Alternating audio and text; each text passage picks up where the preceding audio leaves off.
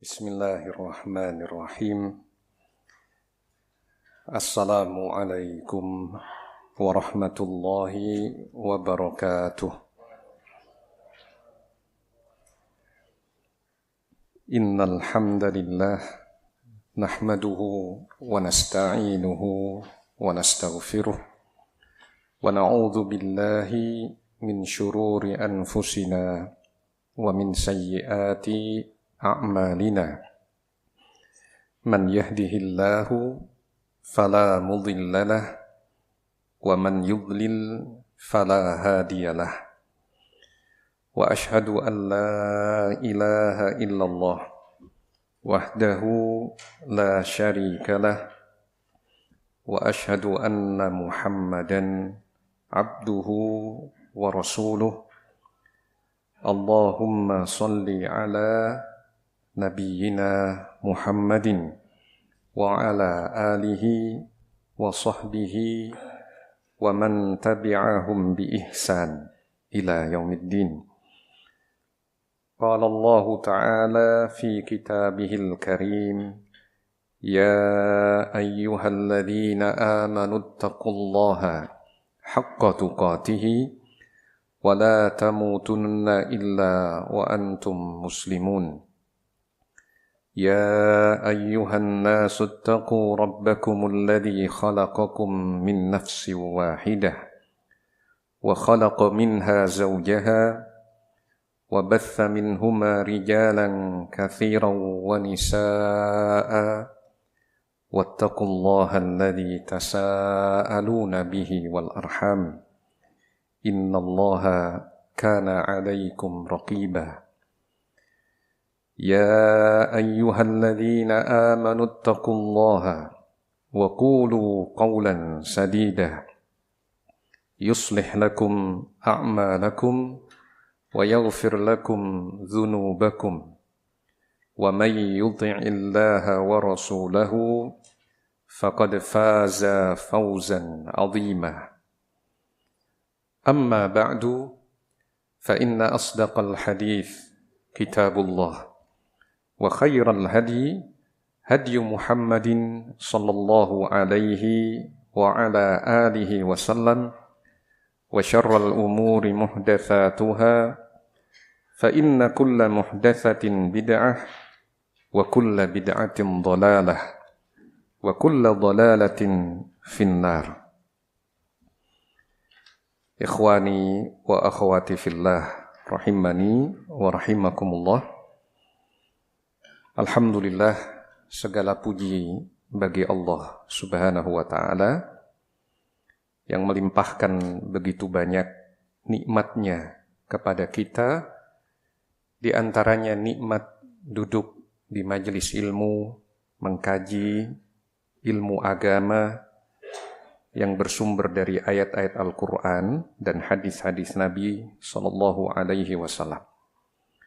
Sungguh kita butuh dengan majelis semacam ini untuk kita makmurkan di tempat-tempat manapun, karena memang ilmu yang tersebar di masa Nabi dan para sahabat adalah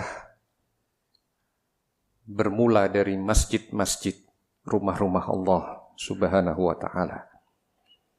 Dan semoga Allah Subhanahu wa ta'ala memakmurkan ilmu yang benar di seluruh masjid-masjid kaum muslimin, dan termasuk di masjid kita, Masjid Ummul Mukminin Aisyah di Dusun Genteng Sari, Desa Pulu, Kecamatan Tempeh, Kabupaten Lumajang ini.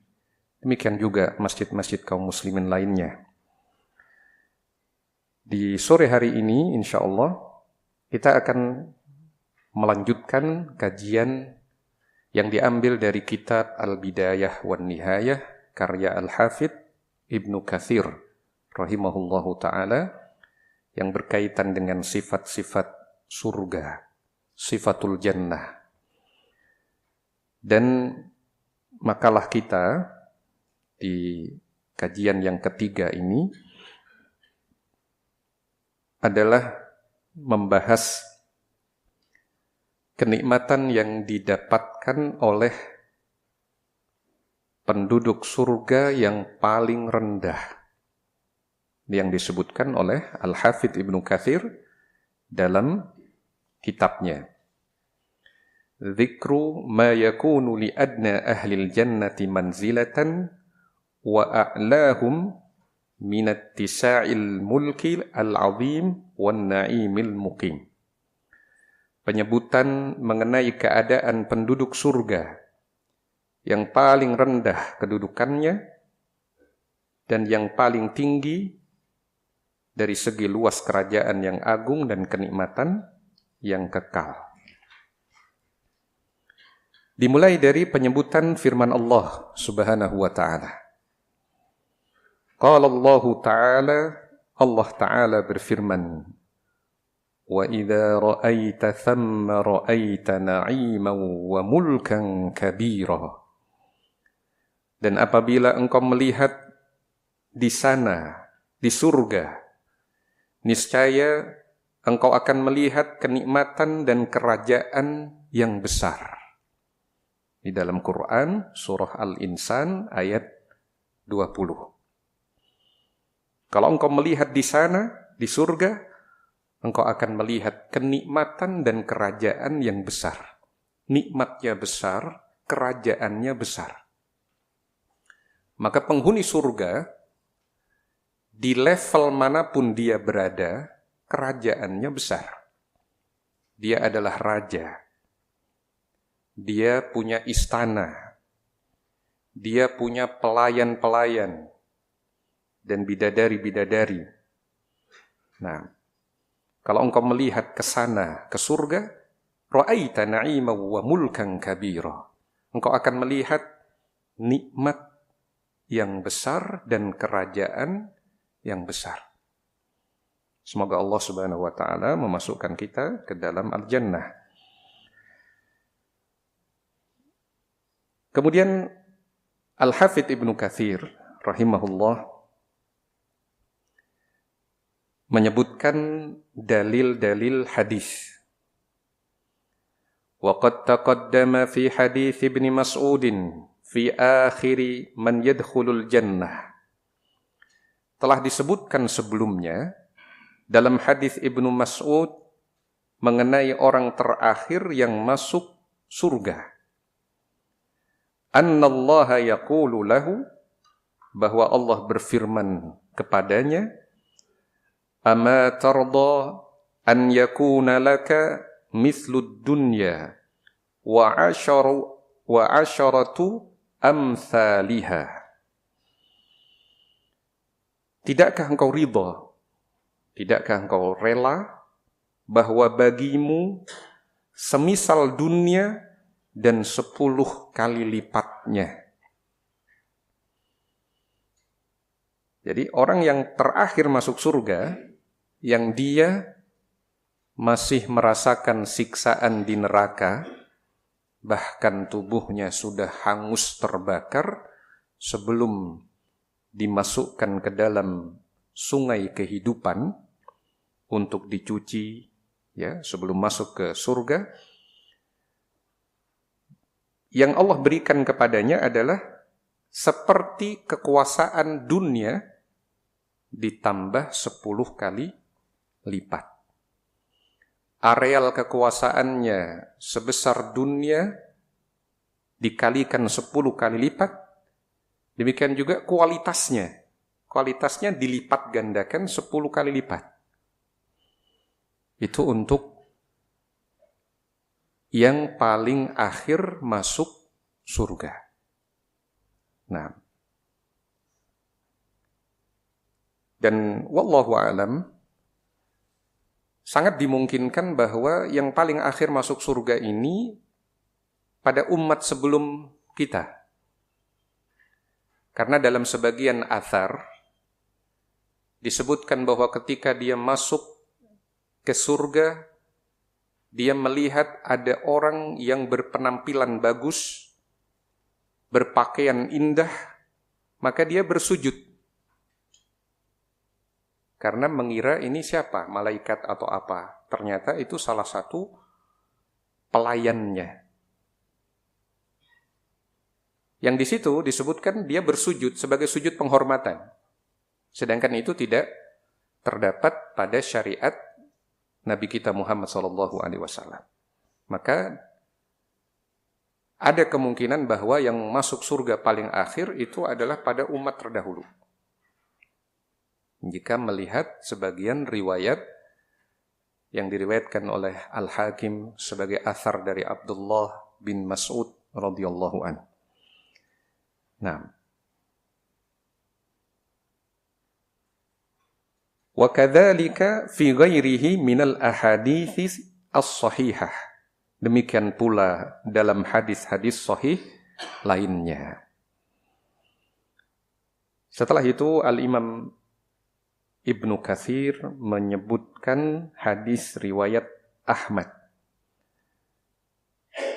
Wa qala al-Imam Ahmad haddatsana Husain bin Muhammad qala haddatsana Israil an Thuwair huwa ibnu Abi Fakhitah an ibni Umar rafa'ahu ila an-nabi sallallahu alaihi wasallam qala inna adna ahlil jannati manzilatan alladhi yanzuru ila jinanihi wa na'imihi wa khadamihi wa sururihi masirata alfi sanah wa inna akramahum ala Allah man yanzuru ila wajhihi ghudwatan wa ashiyatan thumma tala hadhihi al-ayah wujuhu yawma idhin nadhirah ila rabbiha nadhirah. Al-Imam Ahmad berkata, telah menceritakan kepada kami Husain bin Muhammad, telah menceritakan kepada kami Israil dari Thuwair yang dia adalah ibnu Abi Fakhitah. Ini saya tebalkan karena memang perawi ini ternilai lemah. Awalnya mau saya cetak merah, ya, tapi karena mau di-print hitam putih, jadinya dicetak tebal. Dari Thuwair, dia adalah ibnu Abi Fakhitah dari ibnu Umar. Ia memarfukannya kepada Nabi SAW. Beliau bersabda, sesungguhnya penduduk surga yang paling rendah kedudukannya adalah orang yang melihat kebun-kebunnya, kenikmatannya, pelayan-pelayannya, dan dipan-dipannya dari jarak perjalanan 1000 tahun. Dan sesungguhnya orang yang paling mulia di antara mereka di sisi Allah adalah orang yang melihat wajahnya pada waktu pagi dan petang. Kemudian beliau membaca ayat wujuhu yawma idzin nadhirah ila rabbiha nadhirah. Wajah-wajah orang beriman pada hari itu berseri-seri, cerah, gembira, kepada Tuhannya mereka melihat. Di sini saya beri catatan, hadis ini dinilai sangat lemah oleh Syekh Ahmad Syakir. Syekh Ahmad Syakir itu ulama dari mana? Dari Mesir. Sebelum Syekh Al-Albani. Syekh Ahmad Syakir punya beberapa karya, di antaranya ta'liq terhadap Musnad Ahmad. Musnad Ahmad beliau teliti sebagian hadisnya. Demikian juga kita pernah mengkaji ringkasan tafsir Ibnu Katsir, itu yang meringkas Syekh Ahmad Syakir. Hadis ini dinilai sangat lemah oleh Syekh Ahmad Syakir karena perawi Thuwair ibnu Fakhitah, ibnu Abi Fakhitah, dinilai pendusta oleh Sufyan Ats-Tsauri. Ditinggalkan periwayatannya oleh Yahya bin Ma'in dan Ad-Daraqutni. Dinilai lemah oleh Abu Hatim, An-Nasa'i, Al-Uqaili, Ibnu Hibban. Hanya Al-Ijli yang menilainya sebagai perawi yang la ba'sa bihi, tidak mengapa, bisa diambil periwayatannya. Jadi ada yang menilai fiqh, ada yang menilai bisa diambil periwayatannya, tapi mayoritas ulama menerapkan jarah terhadapnya. Maka ini terhitung hadis yang lemah. Wa qala aydan, Al-Imam Ahmad berkata juga, haddatsana Abu Muawiyah qala haddatsana Abdul Malik bin Abjar an Thuwair bin Abi Fakhitah. Jadi Al-Imam Ibnu Katsir menyebutkan jalur lain, tapi sayangnya jalur itu kembali bertumpu pada seorang perawi siapa? Thuwair bin Abi Fakhitah. Nah, an Ibni Umar qala Rasulullah sallallahu alaihi wasallam, inna adna ahli al-jannati manzilatan la yanzuru fi mulkihi alfay sanah yara aqsahu kama yara adnah yanzuru azwajahu wa khadamahu wa inna afdalahum manzilatan la yanzuru fi wajhillahi ta'ala kulla yawmin marratain.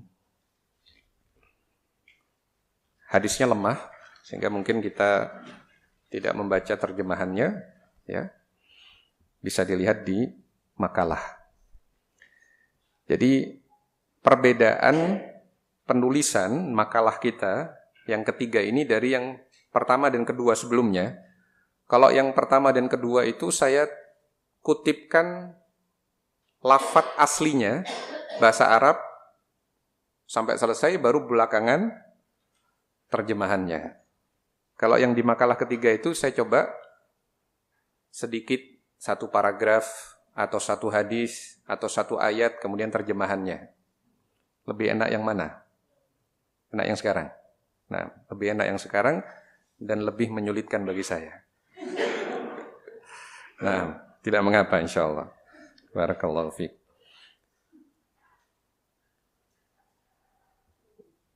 Wa rawahu at-Tirmidzi an Abd bin Humaid an Syababah an Israil an Thuwair bihi.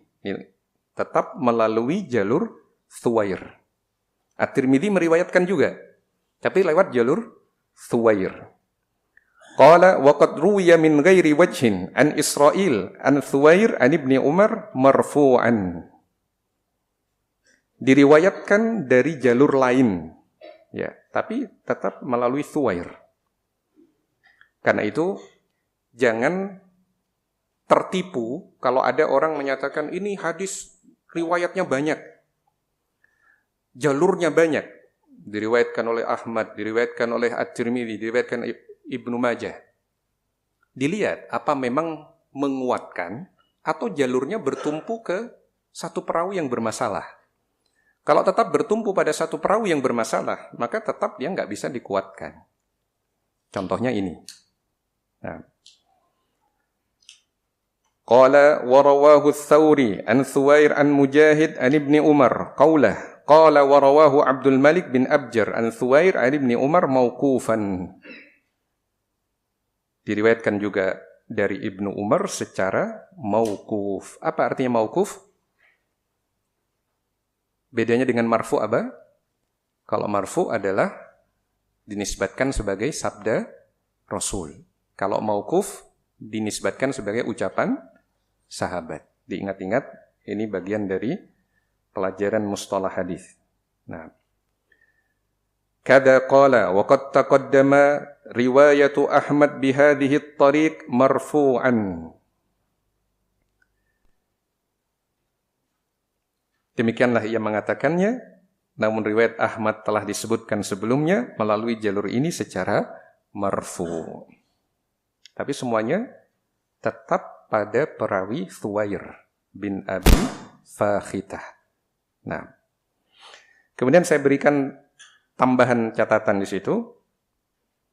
Jika dalam hadis yang melalui perawi Thuwair tersebut dinyatakan bahwa penghuni surga yang paling bawah bisa melihat wilayah kekuasaannya sejauh 1000 tahun dan riwayat tersebut lemah, sedangkan dalam riwayat Al-Hakim dari Ibnu Mas'ud yang dinilai sanadnya jayyid oleh Adz-Dzahabi disebutkan fayushrifu bi basarihi ala milkihi masirata mi'ati am.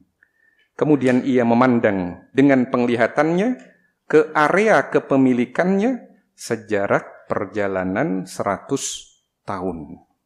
Itu yang dinilai jayyid sanadnya, jayyid itu bagus sanadnya oleh Adz-Dzahabi.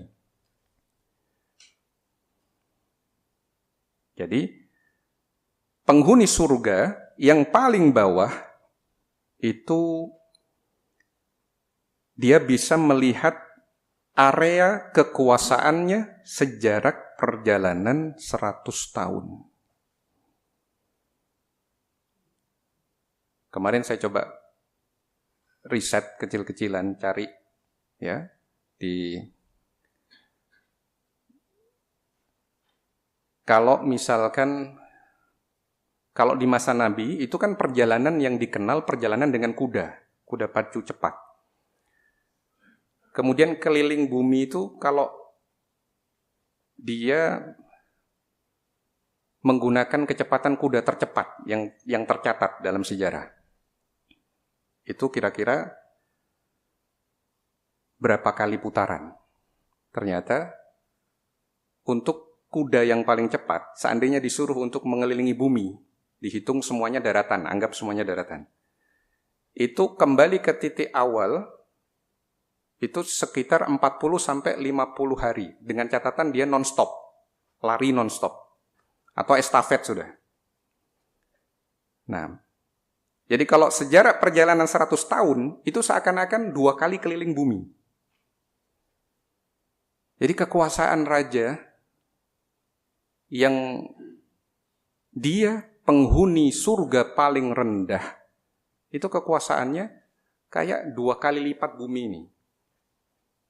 Gambaran kasarnya, yang tentunya kenikmatannya akan jauh lebih besar dari itu. Nah, maka untuk menyaingi kekuasaan dunia saja, itu tidak ada, pada kenyataannya nggak ada raja yang menguasai seluruh dunia. Padahal yang akan diberikan oleh Allah kepada penghuni surga yang paling rendah, itu dia akan punya kekuasaan seluruh dunia ditambah 10 kali lipat. Nah, kadang kita berpikir, ya sudah, saya mikirnya Ustadz, pokok masuk surga, paling rendah pun tidak apa-apa. Kalau dari sisi cita-cita, jangan rendah-rendah.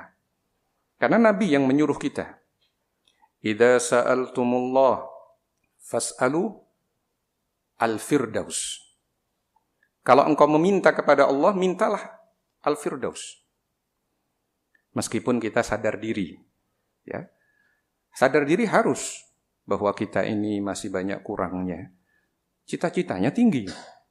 Nah, karena yang menyuruh meminta demikian, berjuang demikian, itu Nabi SAW. Nah, maka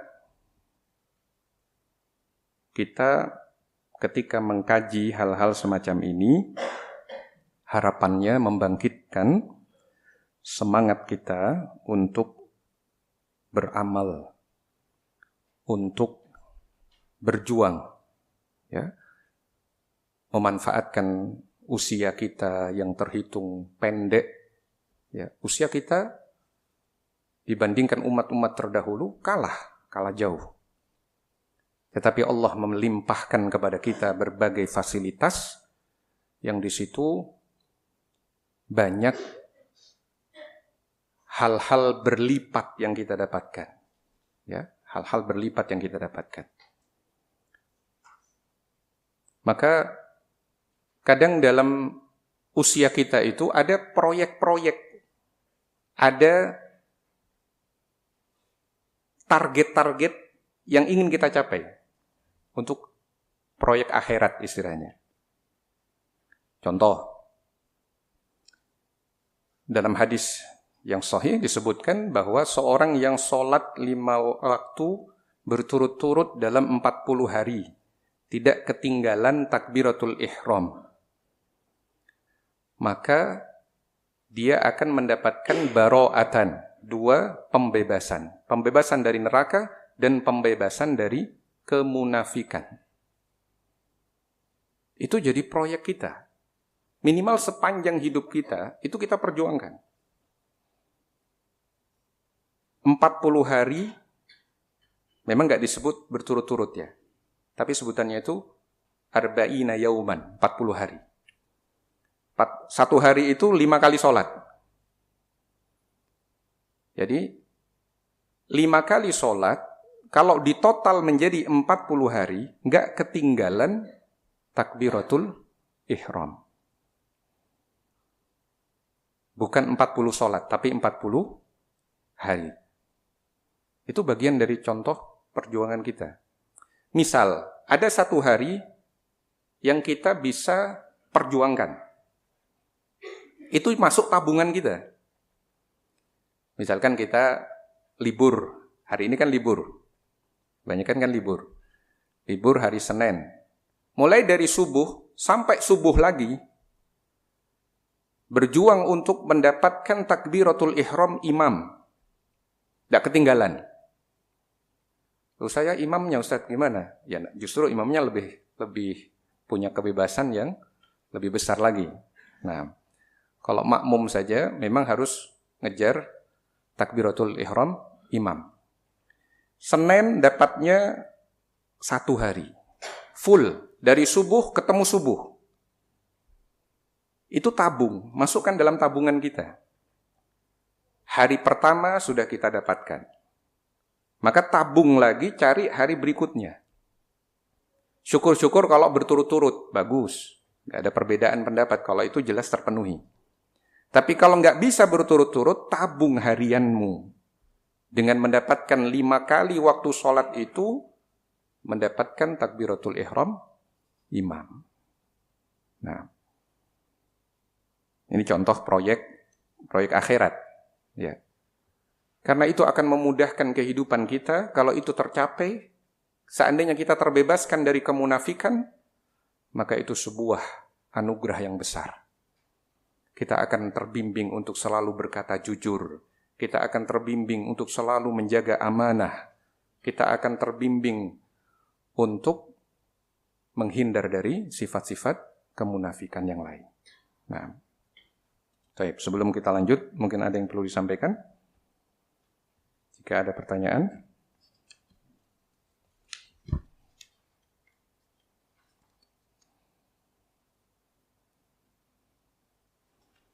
Kita lanjut. Mungkin ada yang mau baca hadisnya dan terjemahannya? Eman kalau mikrofonnya nganggur. Ya? Oh, error. Nah, berarti tidak eman ya. Nah, baik. Baik, kita baca hadisnya. Wa rawa Muslim wa Tabarani wa hadza lafdhuhu. Diriwayatkan oleh Imam Muslim dan At-Tabarani. Ini adalah lafaz riwayat At-Tabarani. Min hadithi Sufyan bin Uyainah.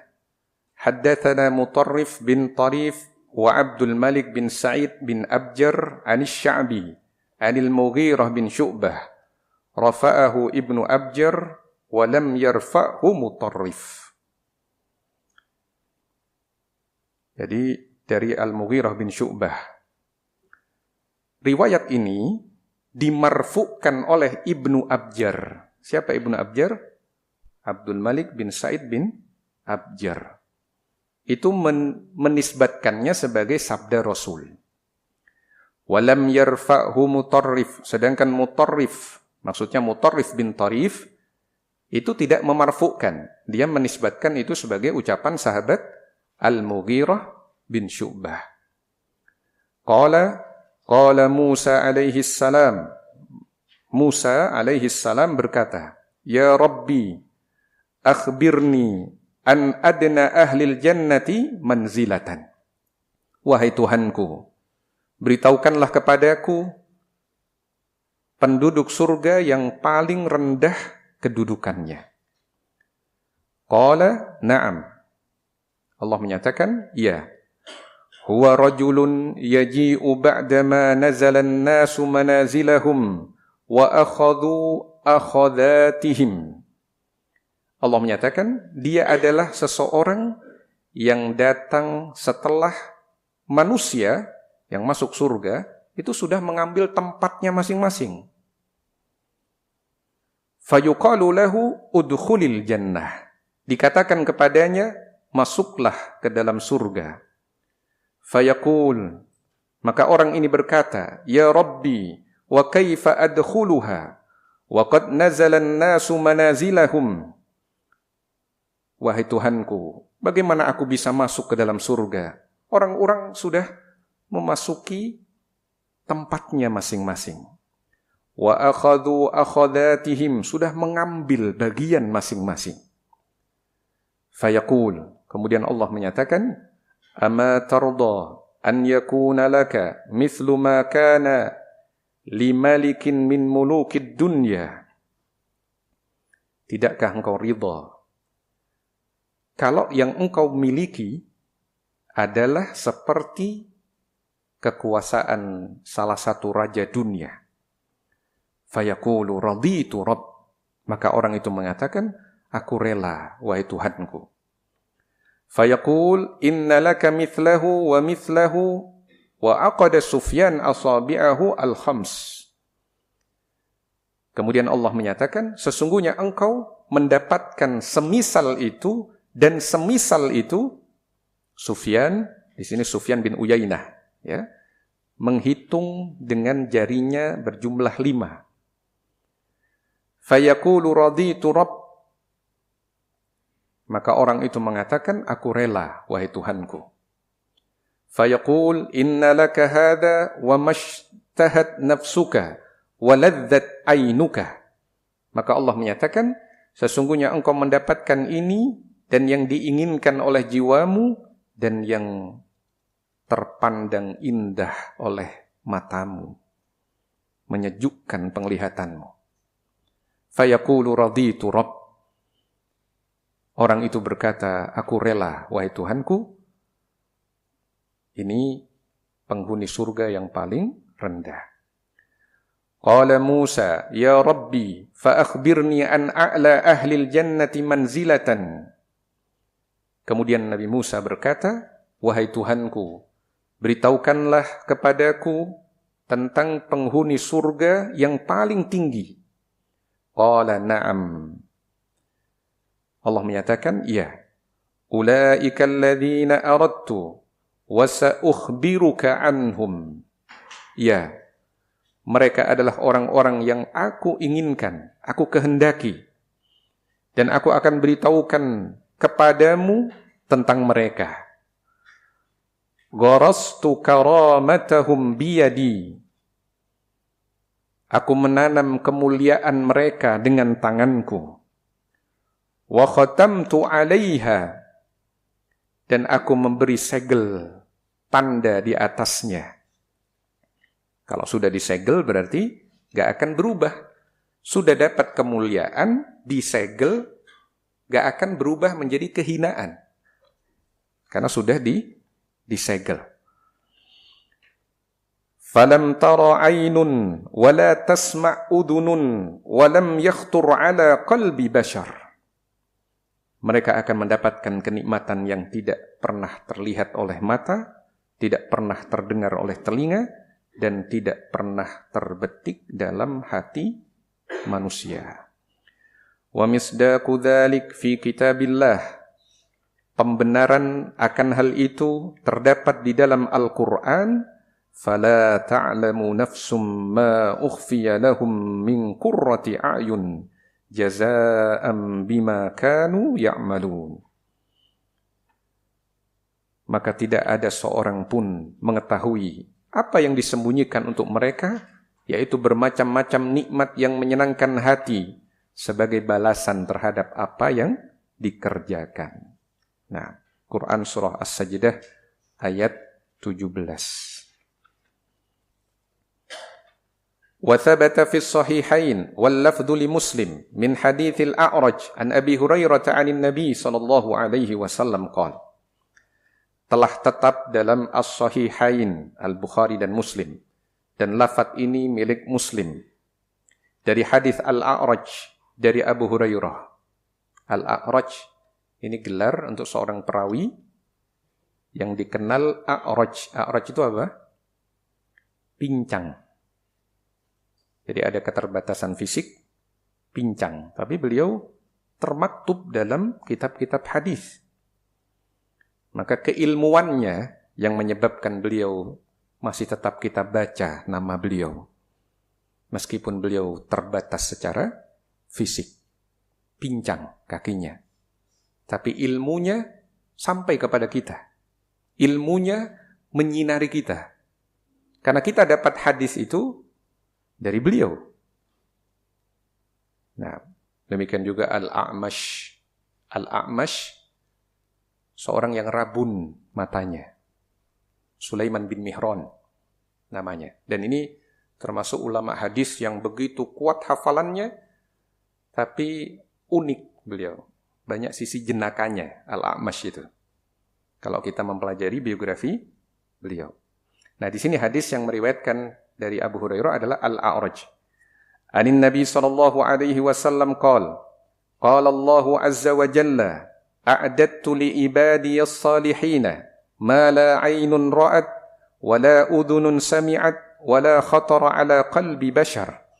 Misdaqu dhalika fi kitabillah fala ta'lamu nafsum ma ukhfiya lahum min qurrati a'yun jazaa'an bima kanu ya'malun.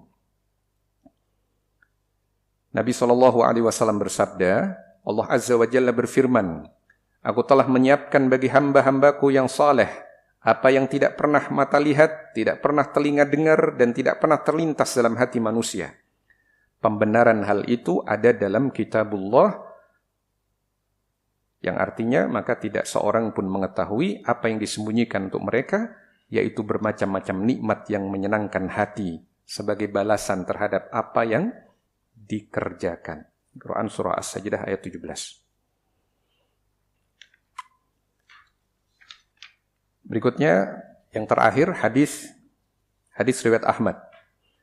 Wa qala al-Imam Ahmad haddatsana Harun bin Ma'ruf qala haddatsana Ibnu Wahab qala haddatsani Abu Sakhr anna Aba Hazim haddatsahu qala sami'tu Sahal bin Sa'ad yaqul syahidtu min Rasulillahi sallallahu alaihi wasallam majlisan wasafa fihi al-jannah hatta intaha.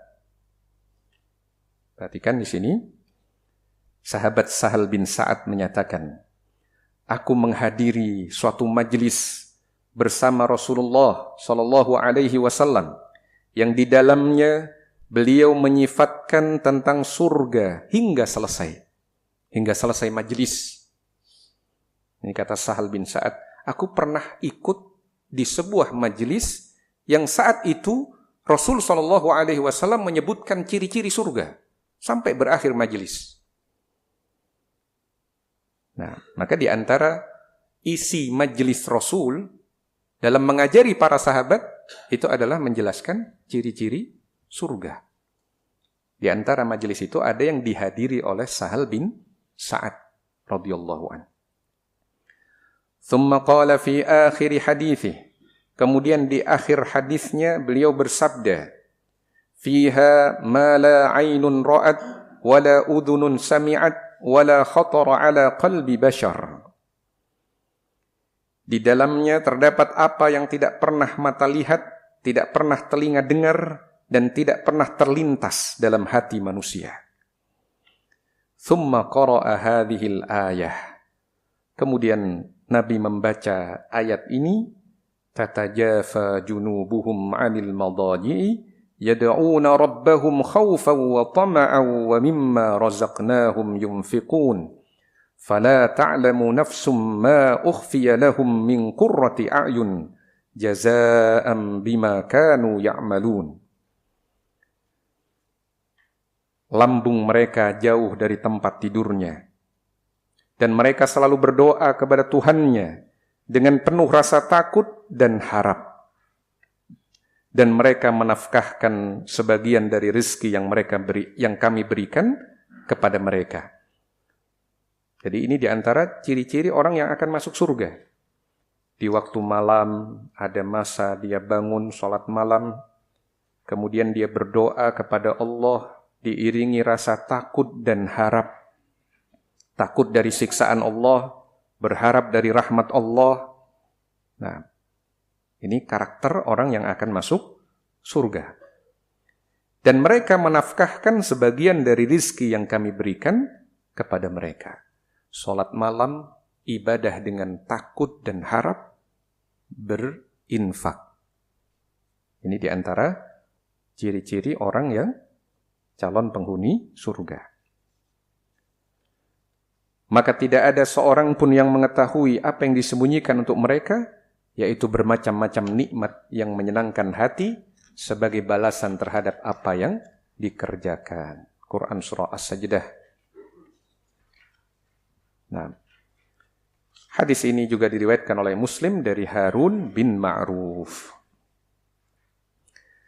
Kemudian ditambah catatan, saya beri catatan di situ, sahabat Nabi Abdullah bin Amr radhiyallahu anhuma menyatakan, "Inna adna ahlil jannati manzilatan man yas'a alaihi alfu khadim, kullu khadimin ala amalin laisa alaihi sahibuh." Sesungguhnya penduduk surga yang paling bawah adalah seseorang yang 1000 pelayan bergegas melayaninya. Setiap pelayan memiliki tugas yang berbeda dengan yang lain. Hadis riwayat Al-Baihaqi dan disahihkan oleh Syekh Al-Albani dalam Sahih At-Targhib. Nah, kira-kira di dunia ini ada enggak yang punya 1000 pelayan? Tiap pelayan tugasnya beda. Sulit kita cari, ya. Dan itu adalah yang akan dimiliki oleh penghuni surga dengan level terendah. Dia punya 1000 pelayan. Maka bagaimana dengan yang di atas itu? Nah, maka kita meminta kepada Allah, sang pemilik jannah, untuk memasukkan kita ke dalam al-jannah. Selesai pembahasan kita di sore hari ini, kita akan membacakan beberapa pertanyaan yang sudah dikirimkan. Pertanyaan yang pertama, sulitnya hati khusyuk pada saat sholat, apakah akibat dari banyaknya dosa dan kelalaian yang diperbuat? Jawabannya benar. Dalilnya adalah hadis dari sahabat Abu Hurairah yang diriwayatkan oleh Ibnu Majah, dihasankan oleh Syekh Al-Albani. An Abi Hurairah radhiyallahu anhu, anna Rasulullah sallallahu alaihi wasallam qala. Dari Abu Hurairah bahwasanya Rasulullah sallallahu alaihi wasallam bersabda, "Innal mu'mina idza adznaba kanat nuqtatun sauda fi qalbihi." Sesungguhnya orang yang beriman, kalau dia melakukan dosa, dosa itu bisa kesyirikan. Kalau dia tidak mengeluarkan dari Islam, kesyirikan kecil, ya, kemaksiatan, kebid'ahan, itu dosa. Orang beriman ketika melakukan sebuah dosa akan diberi bintik hitam di dalam hatinya. Fa in taba wa naza'a wastaghfara suqila qalbuh. Kalau dia bertaubat, dia menarik dirinya dan beristighfar, tidak mengulangi lagi perbuatan itu, maka hatinya akan dijernihkan lagi. Fa in zada, tapi kalau dia menambah dosa, zadat, maka bintik hitam itu akan bertambah. Fadzalika ar-ran alladzi dzakarahu Allah fi kitabih kalla bal rana ala qulubihim ma kanu yaksibun. Kalau bintik itu sudah menutup hati saking banyaknya, menguasai hati, maka itulah yang disebut dengan ron. Bintik hitam yang menutupi hati. Yang disebutkan di dalam Al-Quran, kalla bal rana ala qulubihim ma kanu yaksibun. Sekali-kali tidak. Justru hati mereka sudah terliputi dengan warna hitam akibat perbuatan mereka. Nah, maka kalau kita melakukan dosa, beristighfar, bertaubat kepada Allah, karena dosa yang kita lakukan itu membuat bintik hitam di hati kita, membuat kita sulit untuk ibadah atau tidak bisa menikmati ibadah, juga menjadi sulit khusyuk di dalam sholat. Nah, tapi jangan sampai ada orang yang salah paham. Ketika dia merasa khusyuk itu syarat sah sholat. Saya kalau sholat tidak khusyuk percuma, maka saya nggak sholat. Maka itu salah. Ya, karena sholat adalah kewajiban. Sedangkan khusyuk itu penyempurna sholat. Kalau orang seandainya sholat, dia penuhi rukun, syaratnya, kewajibannya, ditambah dengan yang sunnah, dan seandainya dia tidak khusyuk, atau sedikit khusyuknya, dia telah melaksanakan kewajiban. Sholatnya sah. Nah, kemudian pertanyaan yang kedua, kita membaca kisah para nabi dan rasul, serta orang-orang yang beriman bahwa terkadang Allah karuniai mereka ilham dengan mimpi. Apakah memungkinkan kita juga bisa mengambil faedah dari mimpi kita? Karena tidak jarang seorang mimpi yang sama berulang-ulang. Nabi SAW bersabda, Ar-ru'yal hasanah minar rajulis salih juz'un min sittatin wa arba'ina juz'an minan nubuwah.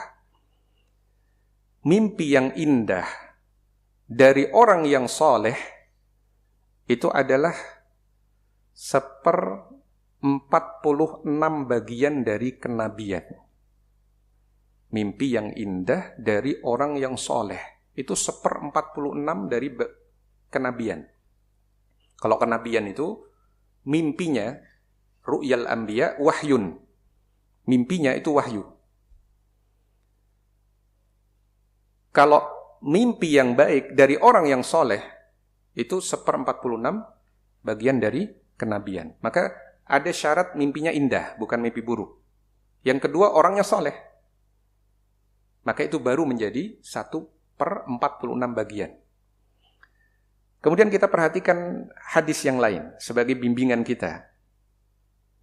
An Abi Sa'id Al-Khudri, annahu sami'a an-nabiyya sallallahu alaihi wasallam yaqul, dari Abu Sa'id Al-Khudri, bahwasanya beliau mendengar Nabi sallallahu alaihi wasallam bersabda, Idza ra'a ahadukum ru'ya yuhibbuha fa innama hiya minallahi ta'ala falyahmadillaha 'alaiha wal yuhaddits biha wa fi riwayah fala yuhaddits biha illa man yuhib. Apabila salah seorang dari kalian melihat mimpi yang dia sukai, sesungguhnya itu dari Allah, maka pujilah Allah dan silakan ceritakan. Dalam sebagian riwayat, jangan ceritakan kecuali kepada orang yang mencintai dia. Wa idza ra'a ghaira dzalik mimma yakrah fa innama hiya minasyaitan falyasta'idz min syarriha wa la yadhkurha li ahadin fa innaha la tadurruh. Apabila dia melihat mimpi yang dia benci, maka itu dari syaitan, maka berlindunglah kepada Allah dari keburukan syaitan, jangan ceritakan ke siapapun. Karena itu tidak akan memudaratkan dia. Maka ada dua jenis mimpi, mimpi baik, mimpi buruk. Mimpi baik, silahkan ceritakan kepada orang yang cinta ke kita. Istri kita, ya, anak kita. Jangan ceritakan kepada orang yang benci ke kita, karena itu akan menghasilkan hasad. Nah, kalau itu mimpi buruk, jangan ceritakan kepada siapapun. Itu sudah bimbingan dari Nabi SAW. Kemudian di sini ada penjelasan dari Syekh bin Baz ketika mensyarah Riyadhus Shalihin. Langsung saya terjemahkan kalimat dari beliau, Syekh bin Baz rahimahullah. Adapun mimpi yang baik tidak mengapa diceritakan kepada orang yang dia cintai atau mencintai dia, ya. Orang yang dia cintai. Karena mimpi yang baik itu dari Allah. Manusia ketika tidur, dia bisa melihat mimpi yang banyak. Maka hendaknya dia beradab dengan adab-adab syar'i yang dijelaskan oleh Nabi SAW. Jangan ceritakan mimpi yang buruk, yang dia tidak suka. Adapun kalau dia melihat mimpi yang baik, seperti dalam mimpinya dia lihat dirinya sholat, di dalam mimpinya dia lihat dia baca Quran, dia lihat dia bergabung bersama orang-orang yang baik, dilihat di mimpi. Atau dia melihat di mimpinya dia masuk surga. Atau dia melihat di mimpinya dia safar menuju haji. Dan yang semisal dengan ini berupa mimpi-mimpi yang baik, pujilah Allah, dan silakan dia ceritakan kepada orang yang dia cintai dari saudara-saudaranya. Adapun mimpi yang dibenci, dia lihat dalam mimpinya misalkan dia dipukul orang, atau dia lihat dalam mimpinya dia dibunuh orang, atau dilihat dalam mimpinya dia sakit, atau yang semisalnya, hendaknya ketika dia terbangun, dia meminta perlindungan kepada Allah dari keburukan syaitan sebanyak 3 kali. A'udzubillahi minasyaitonirrajim, a'udzubillahi minasyaitonirrajim, a'udzubillahi minasyaitonirrajim. Wa yanfuth an yasarihi 3 marrat. Kemudian dia sedikit meludah ke sebelah kirinya. Thumma yuqallibu ala janbihil akhar. Kemudian berpindah posisi. Wala yukhbiru biha ahadan wala tadurruhu biiznillah idza ista'mala al-amr asy-syar'i. Jangan ceritakan kepada siapapun. Ini kalau teman tidurnya, pasangannya bisa, kalau meludah ke kiri, oh ini mimpi buruk ini. Gak usah ditanya, nanti merangsang dia untuk cerita. Jangan ceritakan kepada yang lain. Nah, baik. Itu pertanyaan yang kedua. Pertanyaan yang ketiga, yang mungkin yang kita bahas terakhir pada sore hari ini. Pada kajian sebelumnya disebutkan pintu surga ada 8. Bagaimana kedudukan hadis pintu surga paling tengah adalah berbakti kepada orang tua. Disebutkan dalam hadis riwayat At-Tirmidzi dan Ibnu Majah dari sahabat Abu Darda radhiyallahu an. An Abi Darda anna rajulan atahu faqala. Dari Abu Darda bahwasanya seorang datang menemui beliau dan berkata, "Inna li imra'atan wa inna ummi ta'muruni bitalaqiha."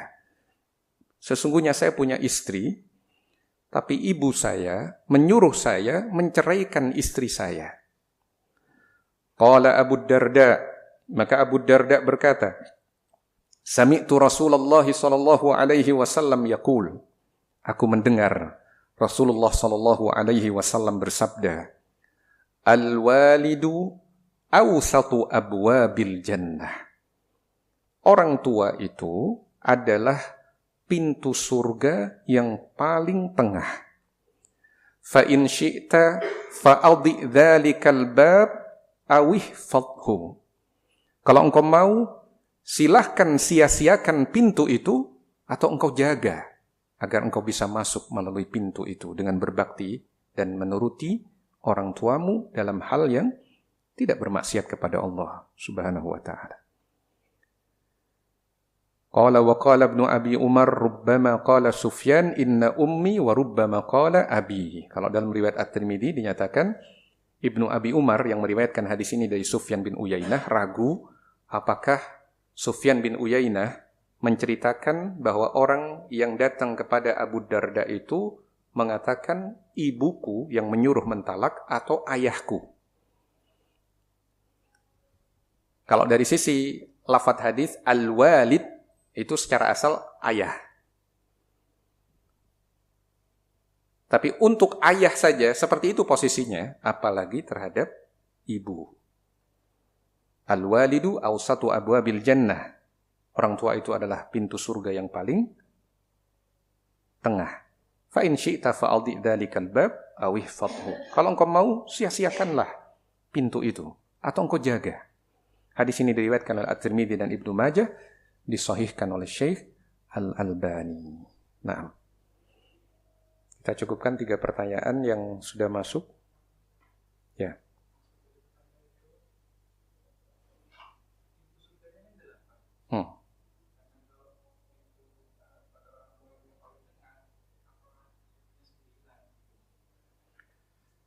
Kalau pintu surga ada 8, yang disebut tengah itu yang mana? Yang tengah itu yang jelas bukan yang di pinggir-pinggirnya. Kalau disebut 8 ya, 8, 1, 2, 3, 4, 5, 6, 7, 8. Tidak mungkin yang di sebelah-sebelah sini. Dia bagian dari pintu tengah. Bagian dari pintu tengah itu bisa yang keempat, bisa yang kelima. Nah, baik. Mungkin ada lagi yang perlu disampaikan sebelum kita akhiri?